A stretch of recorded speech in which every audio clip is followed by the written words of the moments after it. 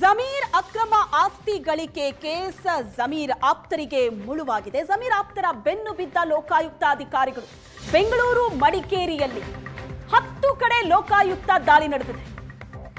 ಜಮೀರ್ ಆಪ್ತರ ಬೆನ್ನು ಬಿದ್ದಿದ್ದಾರೆ ಲೋಕಾಯುಕ್ತ ಅಧಿಕಾರಿಗಳು. ಬೆಂಗಳೂರು ಮಡಿಕೇರಿಯಲ್ಲಿ 10 ಕಡೆ ಲೋಕಾಯುಕ್ತ ದಾಳಿ ನಡೆದಿರೋದು.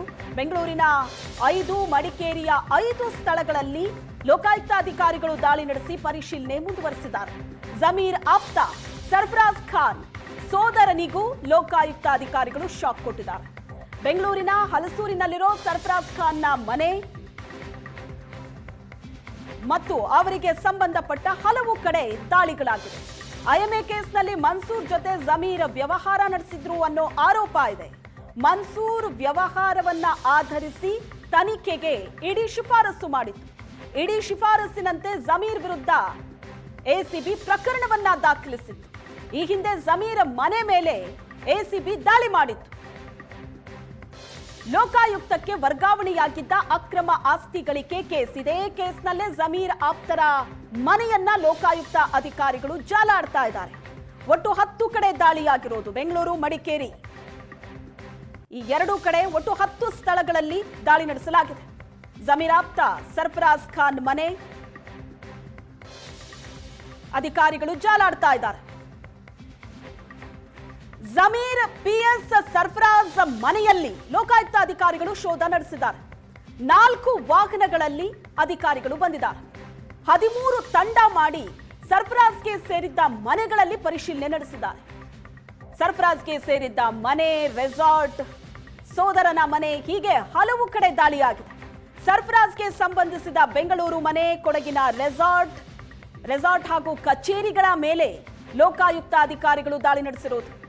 ಸರ್ಫರಾಜ್ ಬ್ಯಾಂಕ್ ಅಕೌಂಟ್ ದಾಖಲೆಗಳ ಪರಿಶೀಲನೆ ನಡೆಸಿದ್ದಾರೆ. ಮನೆಯನ್ನ ಸಂಪೂರ್ಣವಾಗಿ ಲೋಕ ಪೊಲೀಸರು ಜಾಲಾಡ್ತಾ ಇದ್ದಾರೆ. ಲೋಕಾಯುಕ್ತ ಎಸ್ಪಿ ಶಿವಪ್ರಕಾಶ್ ದೇವರಾಜ್ ನೇತೃತ್ವದಲ್ಲಿ ದಾಳಿ ನಡೆದಿದೆ. ಅಧಿಕಾರಿಗಳ ತಂಡ ಪರಿಶೀಲನೆ ನಡೆಸಿದೆ. ಜಮೀರ್ ಆಪ್ತ ಸಹಾಯಕನ ಮನೆ ಮೇಲೂ ದಾಳಿಯಾಗಿದೆ. ಸರ್ಫರಾಜ್ ಅವರ ತಂದೆ ಕಾಲದಿಂದಲೂ ಕೂಡ ಶ್ರೀಮಂತರು. ಮೈಸೂರಿನಲ್ಲಿ ಸಚಿವ ಜಮೀರ್ ಅಹ್ಮದ್ ಪ್ರತಿಕ್ರಿಯೆ ಕೊಟ್ಟಿದ್ದಾರೆ. ಈಗ ಶ್ರೀಮಂತ ಆಗಿದ್ದಲ್ಲ, ಅವರ ತಂದೆಯ ಕಾಲದಿಂದಲೂ ಕೂಡ ಅವರು ಶ್ರೀಮಂತರು. ಯಾಕೆ ಲೋಕಾಯುಕ್ತ ದಾಳಿ ಆಗಿದೆ ಗೊತ್ತಿಲ್ಲ. ಜಮೀರ್ ಅಹ್ಮದ್ ಕೊಟ್ಟಂತ ಪ್ರತಿಕ್ರಿಯೆ ಇದು. ನನಗೆ ಈ ಬಗ್ಗೆ ಮಾಹಿತಿಯೇ ಇಲ್ಲ ಅಂತ ಹೇಳಿದ್ದಾರೆ ಜಮೀರ್. ಮೈಸೂರಿನಲ್ಲಿ ಜಮೀರ್ ಅಹ್ಮದ್ ಕೊಟ್ಟಂತ ಪ್ರತಿಕ್ರಿಯೆ ಇದು ಲೋಕಾಯುಕ್ತ ದಾಳಿ ಬಗ್ಗೆ. ಅವರು ಸರ್ಫರಾಜ್ ಖಾನ್ ಅವರು ಅವ್ರ ತಂದೆ ಕಾಲದಿಂದ ಶ್ರೀಮಂತರು. ಅವ್ರ ತಂದೆನೇ ಸಿಕ್ಕಾಪಟ್ಟೆ ಆಸ್ತಿ ಅವ್ರು ಕೊಟ್ಟಿದ್ದಾರೆ. ಈಗ ತಾರ್ಕಾದಲ್ಲಿ ಈಗ ಫಾರ್ಮ್ ಹೌಸ್ ಇರೋದು ಅವ್ರ ತಂದೆಯವ್ರು ಕೊಟ್ಟಿರೋದು. ಈಗ ಬೆಂಗಳೂರಲ್ಲಿ ವಾಸ ಮಾಡ್ತಿರೋದು ಮನೆ, ದೊಡ್ಡ ಮನೆನೂ ಅದೇ ಅವ್ರ ತಂದೆಯವ್ರು ಕೊಟ್ಟಿರೋದು. ಬರೀ ಅವರು ಸರ್ಕಾರಿ ನೌಕರಿ ಮಾಡ್ತಾ ಇದ್ದಿದ್ದು, ಸೇವೆ ಮಾಡೋಕ್ಕಂತ ಮಾಡ್ತಾ ಇದ್ದಿದ್ದು ಅವರು. ಅವ್ರು ಸರ್ಫರಾಜ್ ಖಾನ್ ಅವರು ಅವ್ರ ತಂದೆ ಕಾಲದಿಂದ ಶ್ರೀಮಂತರು. ಅವ್ರ ತಂದೆನೇ ಸಿಕ್ಕಾಪಟ್ಟೆ ಆಸ್ತಿ ಅವ್ರು ಕೊಟ್ಟಿದ್ದಾರೆ. ಈಗ ತಾರ್ಕಾದಲ್ಲಿ ಈಗ ಫಾರ್ಮ್ ಹೌಸ್ ಇರೋದು ಅವ್ರ ತಂದೆಯವ್ರು ಕೊಟ್ಟಿರೋದು. ಈಗ ಬೆಂಗಳೂರಲ್ಲಿ ವಾಸ ಮಾಡ್ತಿರೋದು ಮನೆ, ದೊಡ್ಡ ಮನೆನೂ ಅದೇ ಅವ್ರ ತಂದೆಯವ್ರು ಕೊಟ್ಟಿರೋದು. ಬರೀ ಅವರು ಸರ್ಕಾರಿ ನೌಕರಿ ಮಾಡ್ತಾ ಇದ್ದಿದ್ದು, ಸೇವೆ ಮಾಡೋಕ್ಕಂತ ಮಾಡ್ತಾ ಇದ್ದಿದ್ದು ಅವರು.